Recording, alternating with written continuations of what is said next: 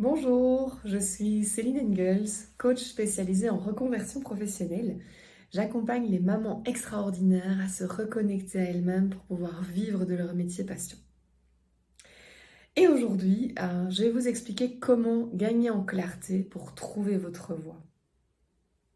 Je reçois énormément de mamans qui sont en recherche d'un mieux-être professionnel et personnel, qui se sentent perdues, qui se sentent dans le brouillard, qui se sentent frustrées aussi, et qui ont envie justement de gagner en clarté pour savoir où aller, quoi faire, quel est leur métier, quelle est leur passion finalement, quel sera du coup leur métier passion. Et donc je vais vous partager 5 clés pour pouvoir justement gagner en clarté et trouver quel est votre métier passion. La première clé, c'est de vous mettre dans un état d'esprit positif. Donc vous savez, je suis formatrice en psychologie positive et fan du coup de cette science du bonheur. Et justement, les études en psychologie positive ont montré que quand on se met dans un état d'esprit positif, notre cerveau subit un phénomène d'élargissement. Ça veut dire que physiologiquement, votre cerveau s'élargit, votre regard, votre vision s'élargissent. Et du coup, vous allez être plus enclin à identifier les opportunités, les perspectives, et du coup la route, le chemin à emprunter. Alors, c'est pas spécialement difficile de se mettre dans un état d'esprit positif. C'est simplement, par exemple, de vous dire, ben, tiens, aujourd'hui, qu'est-ce qui m'est arrivé de positif? Qu'est-ce qui était positif dans ma journée aujourd'hui ou dans ma semaine? Et donc rien que ça, d'y penser, vous allez avoir des émotions, des pensées positives, et donc votre cerveau va s'élargir pour vous permettre déjà d'avoir une vision plus large, une perspective beaucoup plus ouverte quant au fait de trouver votre voie. Donc ça, c'est la première clé. Ce que je vous invite à faire d'ailleurs pour les différentes clés que je vais vous partager aujourd'hui, c'est de vous isoler, de trouver un endroit où vous savez que vous allez avoir un certain temps pour vous, sans être dérangé. À la limite, vous mettez de la musique calme, voilà.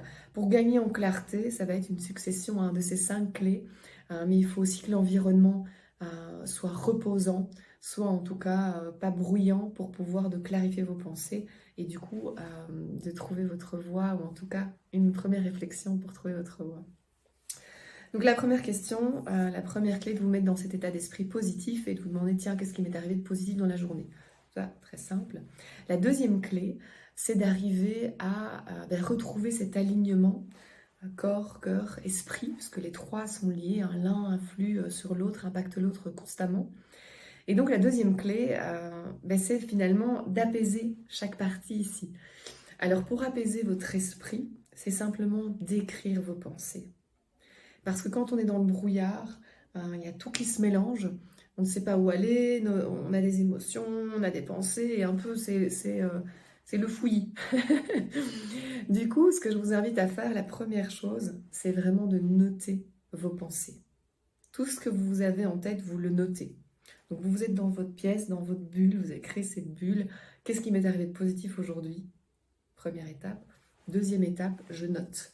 Le fait d'écrire, c'est le pouvoir de l'écriture, le fait d'écrire vos pensées, ça va vraiment les sortir déjà de votre tête, ça va arrêter de vous parasiter. Et surtout, après, vous pourrez y répondre aussi. Parce que souvent, les questions, les idées, les pensées, tout tourne en boucle, mais tant qu'on n'y répond pas, elles continuent de tourner. Déjà, la première chose, c'est de les poser vos pensées. Et puis, pour agir sur l'émotionnel et sur votre corps, l'idée, c'est de faire un exercice de cohérence cardiaque. Donc ça paraît très très simple, mais en fait notre état émotionnel influence les battements de notre cœur. Donc l'un influe également sur l'autre. Et grâce à un exercice de cohérence cardiaque, vous allez pouvoir aligner et rythmer de nouveau votre cœur et vos émotions de façon neutre. Donc la cohérence cardiaque, ça mesure le rythme, c'est l'une des manifestations physiologiques de nos sentiments et nos émotions. Et donc la cohérence cardiaque permet de rythmer, d'aligner, d'équilibrer, si vous voulez, votre flux, qui est le flux sanguin qui part de votre corps, de votre cœur. Et donc, en le rythmant, vous rythmez, vous équilibrez vos émotions. Donc ça, c'est un phénomène qui se fait naturellement et volontairement et qui vous permet de retrouver un état neutre.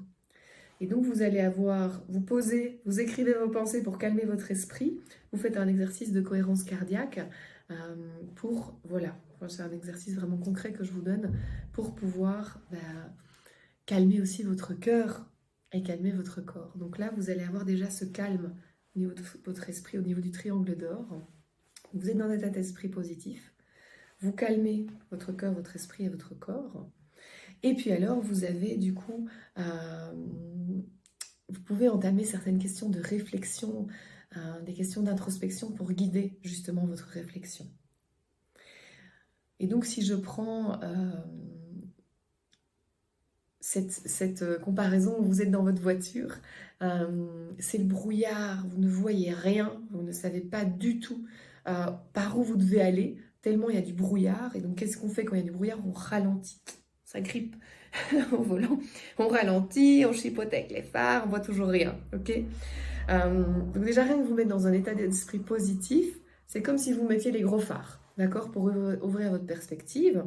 Quand vous êtes dans le triangle d'or, déjà vous vous détendez un peu au volant, vous êtes déjà un peu plus cool plutôt que d'être comme ça, essayer de regarder, à chercher à vous stresser, ok? Donc déjà là, vous êtes plus détendu.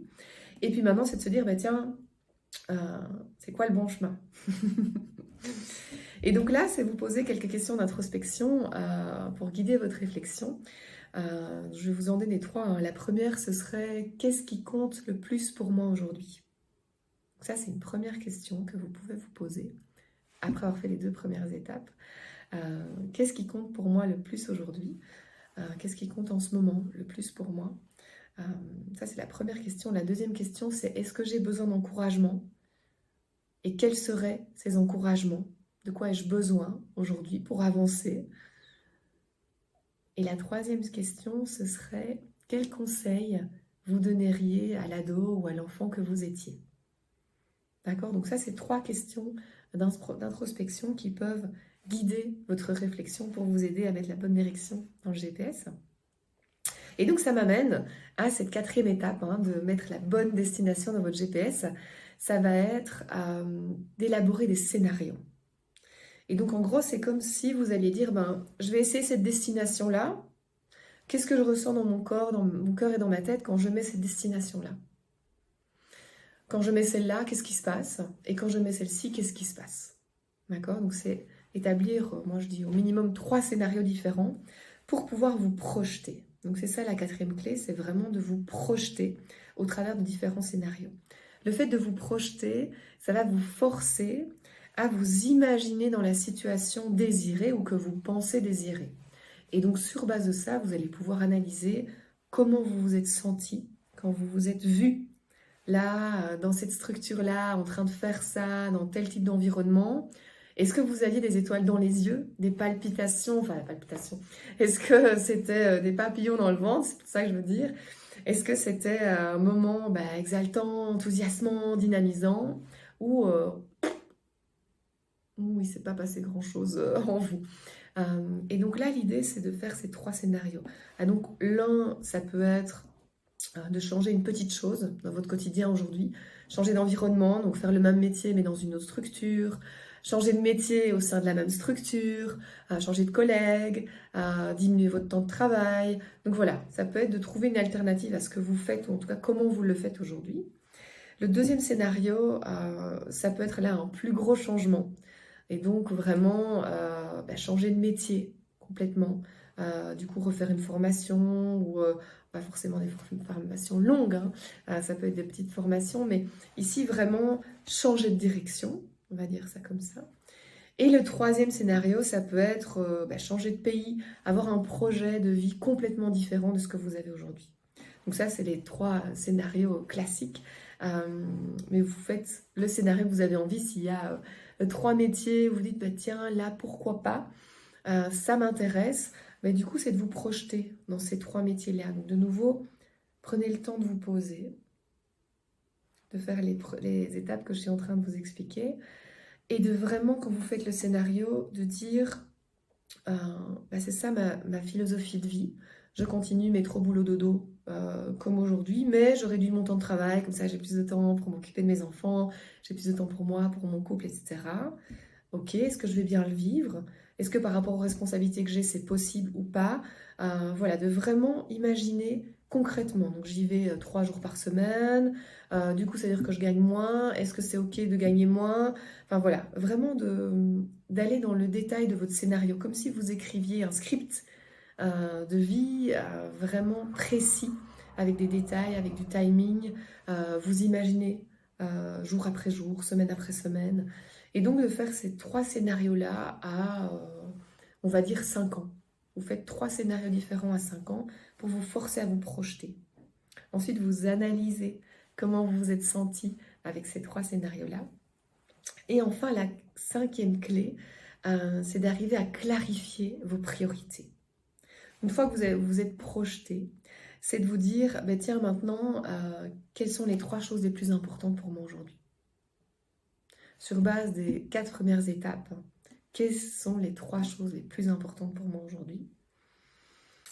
Du coup, quel objectif de vie je me fixe? Un objectif pro, un objectif perso. Quel est cet objectif que je me fixe?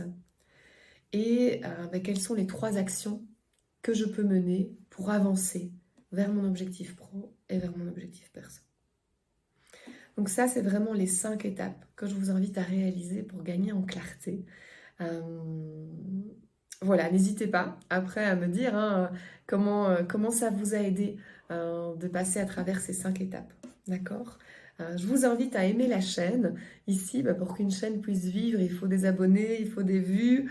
Et donc, je vous invite à aimer déjà cette vidéo, à la partager si vous pensez que ça peut aider l'une de vos connaissances, quelqu'un dans votre réseau. Je vous invite aussi à vous abonner à ma page Métier Passion, Would You Métier Passion sur Instagram, ou à me suivre sur mes différentes pages Would You, et vraiment de vous abonner à cette chaîne. Donc voilà, et je vous dis à très bientôt pour de nouveaux conseils, pour trouver votre voie, trouver votre équilibre, vie pro, vie perso, et vivre votre vie. Voilà, à bientôt.